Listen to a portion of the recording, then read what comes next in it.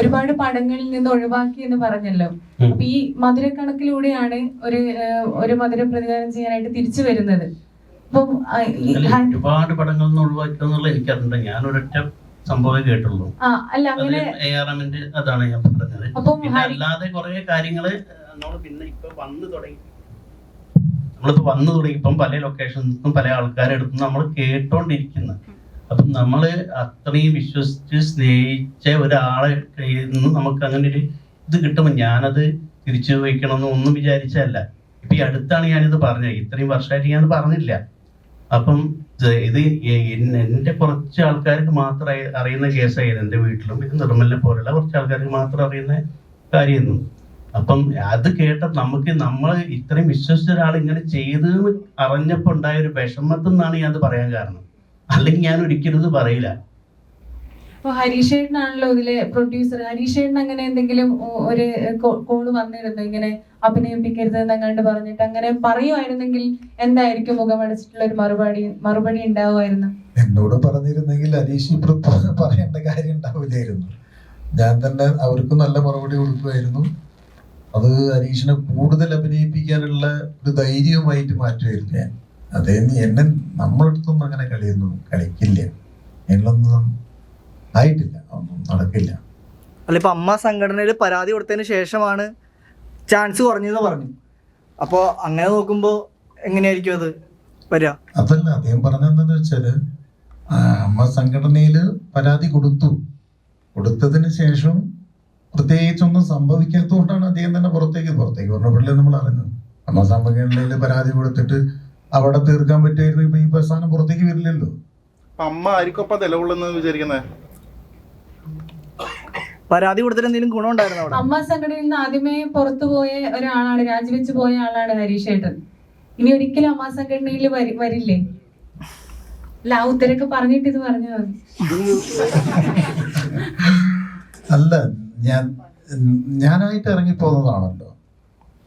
അതിൽ പിന്നെ അങ്ങോട്ട് തിരിച്ചു പോകേണ്ട കാര്യമൊന്നുമില്ല. പിന്നെ അങ്ങനെ ഒരു സാഹചര്യം ഒത്തു വന്ന് വീണ്ടും അതിൻ്റെതായ രീതിയിൽ ഒരു കാർപ്പറ്റ് അവിടെ വരികയാണെങ്കിൽ അപ്പൊ ആലോചിക്കാം, അത്രയേ ഉള്ളൂ. ഇപ്പൊ ഈ ഹരീഷേട്ടന്റെ വിഷയത്തിൽ നീതി നിഷേധമായിരുന്നില്ലേ അമ്മയുടെ ഭാഗത്ത് നിന്ന്? അപ്പൊ അതിനെങ്ങനെ കാണുന്നത്?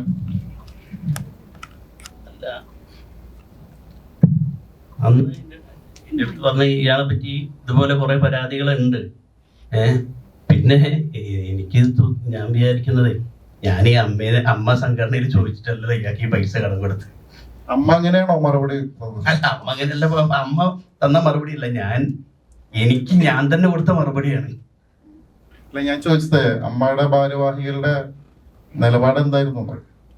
ഇല്ല, ഞാൻ അന്ന് ഇടവേള ബാബുചേട്ടൻ്റെ അടുത്ത് മാത്രമേ പറഞ്ഞുള്ളൂ. അയാള് അദ്ദേഹത്തെ വിളിച്ച് കാര്യങ്ങൾ ചോദിച്ച് ഉണ്ടെന്ന് പറഞ്ഞു, കൊടുത്തോളാന്നും പറഞ്ഞു. അത്രേ ഉണ്ടായുള്ളൂ. നിയമ നടപടി സ്വീകരിച്ചിട്ടുണ്ടോ? ഒന്നുമില്ല. റൈഹാൻഡാണോ ക്യാഷ് കൊടുത്തത്? അതെ, അക്കൗണ്ടിൽ ട്രാൻസ്ഫർ ചെയ്തു. നിയമ നടപടി സ്വീകരിക്കാൻ പറ്റില്ല, തെളിവില്ലല്ലോ. തെളിവില്ല. അക്കൗണ്ടിൽ എങ്ങനെ അക്കൗണ്ടിൽ ട്രാൻസ്ഫർ ചെയ്ത് കൊടുത്തത്. അപ്പൊ എന്തുകൊണ്ടാണ് നിയമ നടപടി സ്വീകരിക്കാത്ത? അല്ല, ഞാന് തിരിച്ചു തരും എന്നുള്ള പ്രതീക്ഷയിലായിരുന്നു. പിന്നെ തരാത്തതും അത് പോരാത്തതും പാരയും കൂടി ആയപ്പോഴാണ് ഞാൻ തുറന്നു പറഞ്ഞത്.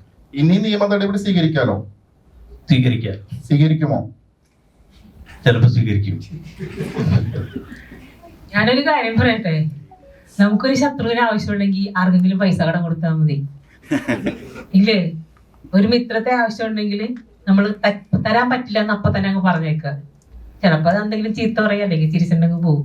ഇത്രേ സംഭവിക്കുള്ളൂ. അസൽ ശത്രുവിന് ആവശ്യമുണ്ടെങ്കിൽ പൈസ കടം കൊടുത്താൽ മതി.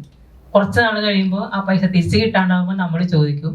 അപ്പൊ അവർ പറയും പിന്നെ തരാന്ന് പറയും. തിരിച്ചു കിട്ടാണ്ടാവുമ്പോൾ വീണ്ടും ചോദിക്കും. കുറച്ച് കഴിയുമ്പോൾ അവർ തിരിച്ചു നിന്ന് ചീത്ത വിളിക്കുക. അത് സ്വന്തം വീട്ടിലാണെങ്കിൽ പോലും അങ്ങനെ തന്നെ സംഭവിക്കുക, അല്ലേ? എല്ലാവർക്കും ഉണ്ടായിട്ടുണ്ടാവില്ല ഇങ്ങനത്തെ അനുഭവം. അതുകൊണ്ട് ഹരീഷേ, ഇതൊന്നും ആദ്യത്തെ സംഭവമല്ല. നിയമ നടപടി സ്വീകരിക്കുമോ ചോദിച്ചല്ലോ. നമ്മളൊരാൾക്ക് പൈസ കൊടുത്തു കഴിഞ്ഞാൽ നമ്മൾ നിയമ നടപടി, നമ്മളൊരു കേസ് കൊടുത്തു കഴിഞ്ഞാൽ നമുക്ക് തിരിച്ചു കിട്ടാനുള്ള വഴിയുണ്ടോ? തീർച്ചയായിട്ടും ഉണ്ട്. നമ്മളൊരാൾ കൊടുത്ത പൈസക്ക് 420 ചീറ്റിംഗ് 7 വർഷം വരെ ശിക്ഷ വരും. അതിന്റെ ഇടയിൽ കോമ്പൻസേഷൻ വെക്കും. എനിക്ക് ഇങ്ങനത്തെ ഒരു അനുഭവം ഉണ്ടായപ്പോ ഇത്ര വലിയ തുകയൊന്നല്ല ഞാൻ ചോദിച്ചപ്പോ ഞാൻ ഒരു ചെക്കാണെങ്കിൽ ചെക്കിന് വേറെ കേസാണ്. ചെക്കല്ല പ്രൂഫ് ഉണ്ട്, കൊടുത്തതിന് പ്രൂഫ് ഉണ്ട്.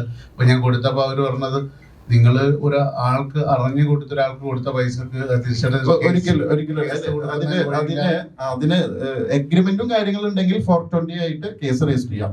എഗ്രിമെന്റിലാണ് നമ്മൾ ഒരു ജിപേ ചെയ്യുകയാണെങ്കിൽ തിരിച്ചിട്ട് നമ്മൾ അപ്പൊ ചെയ്യാൻ പറ്റില്ല, ഞാൻ ചോദിച്ചു കേസ് തള്ളൂ. നിങ്ങൾ ചോദിച്ചോണ്ട് എനിക്ക് അറിയാൻ വേണ്ടി ചോദിച്ചതാണ്. എനിക്ക് അറിയില്ല. ഞാൻ നിങ്ങൾ കേസ് പറയുന്നു, കേസ് 125 പറയുന്നു.